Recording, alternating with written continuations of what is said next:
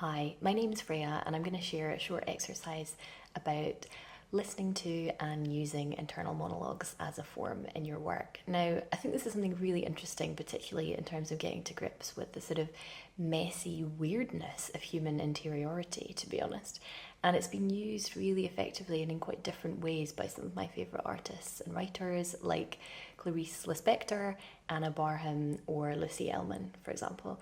And what I'm going to do is read an extract from Lucy Ellman's book, Ducks Newburyport, and then suggest a couple of prompts for you to think about and try out afterwards. So, the book I'm going to read from, Ducks Newburyport, is a book which was published in 2019 and it's over 1,000 words long. But the majority of the book is one or two very long sentences that are the kind of interior flow of consciousness of a homemaker in the Midwest of the United States. And as you will see in a moment, this has quite a strange effect. It's quite hypnotic. Initially, it seems perhaps quite random, there's a lot going on, maybe it's disjointed, but over time it becomes really absorbing and complex. So I think there's a lot of interest there to think about. So I'm going to read now. The fact that the raccoons are now banging an empty yogurt carton around on the driveway. The fact that in the early morning stillness it sounds like gunshots. The fact that even in fog, with ice on the road and snowbanks blocking their vision, people are already zooming around our corner, the site of many a minor accident. The fact that a guy in a pickup once accidentally skidded into our garage, and next time it could be our house or a child. Wake Up Picture Day, dicamba, Kleenex, the fact that a pickup truck killed Dilly, the fact that she'd successfully dodged cars for 3 whole years, the fact that she knew all about cars, but during that time the traffic grew, the fact that it's crazy now, the fact that after Dilly got killed, the kids painted a big warning sign with a big black cat on it and stuck it right by the fence, but nobody notices it, the fact that they're all going too fast to see it. When the cat died, we had catnip tea. The fact that failure to yield causes 1 in 5 accidents in Ohio. The fact that car crashes are up 20% since 2009. Haw tree, buckeye, black walnut, hickory, butternut. The fact that Stacey's old enough to handle the road but the other kids aren't. The fact that a little boy was killed in his bed just the other day by a skidding car crashing into his house. Ben asleep. The fact that there are 2 cardinals right now in the lilac tree. Brown sugar, the fact that 11% of Americans carry on driving when the fuel tank empty light comes on, the fact that, boy, you'd think it'd be more like 80%. Ronnie, chicken feed, the fact that there are macrophages, the fact that I dreamt I flew all the way to India to get a teaspoon of cinnamon.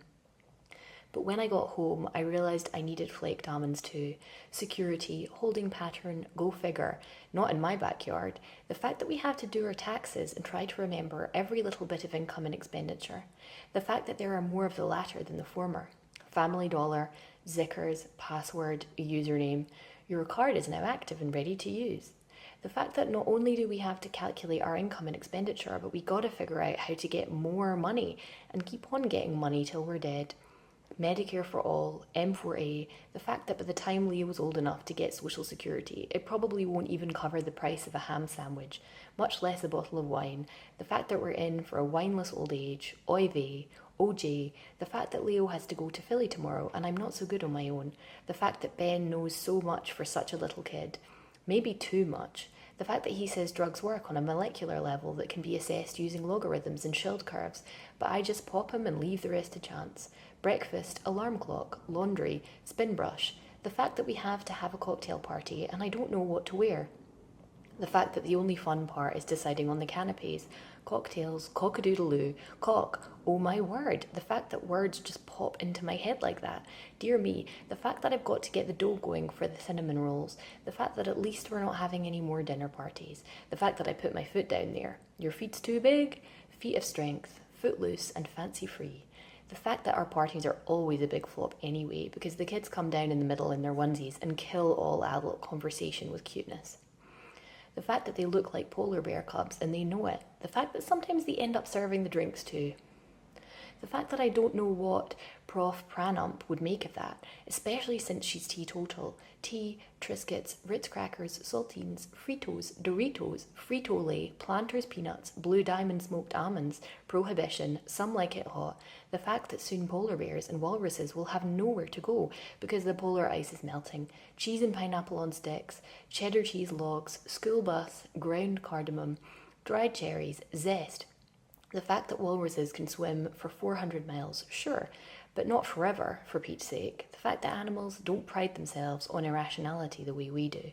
The fact that, according to Ben, half the mammals on the planet will disappear by 2050, 200 species a day, or something like that. The fact that Ben says everybody on Earth will soon be starving, or suffocating, or dying of SARS or Ebola or H5N1. The fact that H5N1 only has to mutate a few more times and we're all goners, so maybe it was all for nothing. Human achievement, but before that happens, we still have to do our taxes. So that gives you a flavour of the flow, and I find it very funny, but also quite moving. And I think what's interesting about it is the way, you can see even just in that short extract, you've got everything from recipes, the possibility of pandemics, worries about past, present, future, temporalities kind of collapsed and mashed up in her mind. And both the banal, she's kind of at points even surprised by her own self insertion of, the word cock or whatever, that she's sort of almost speaking back to herself in that monologue. So there's a lot going on in there. And as the book progresses, what feels quite random becomes, I guess, a sort of stage and a scene in which you swim and join the dots to make a really complex and quite moving picture of someone's life, effectively. So it's actually very clever as it goes on. So I wanted that to be a useful example, and now I've got a couple of questions. If you have a way of writing things down, that would be useful also.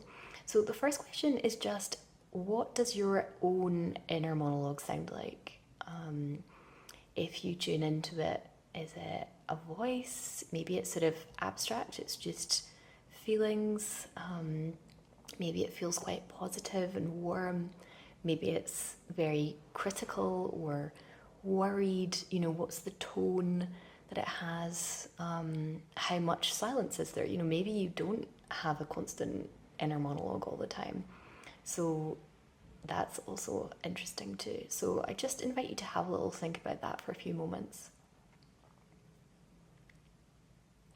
And then what I'd like you to do next is I'm going to time a minute, is just to write down every thought that comes into your mind. So really try and be complete and accurate, just no analysis, just write down every thought that comes into your head as it flows.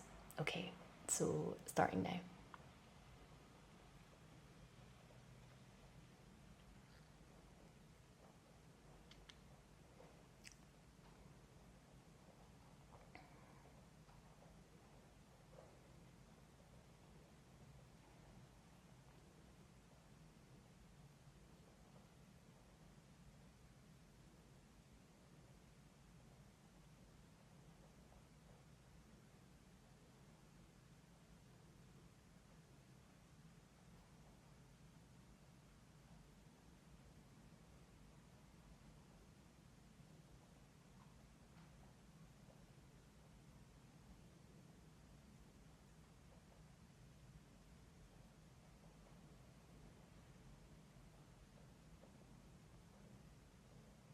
Great, that's a minute up. So I wonder if that was easy. Did that feel very easy to grasp? Was it more slippery? Did it feel embarrassing maybe? I don't know. Were you surprised by what popped into your head? And so leading on from that, my question is, what does working in this way or writing in an interior form allow us to do? What does it help us to show or direct readers to? What work does it ask them to do? I'm not necessarily suggesting you use your own internal monologue in your work, but writing in this way, in that stream of conscious way and defining a consciousness, I think is something that's really valuable, potentially. So if you try this out, I'd love to know how you find it. Feel free to comment or get in touch. Thanks.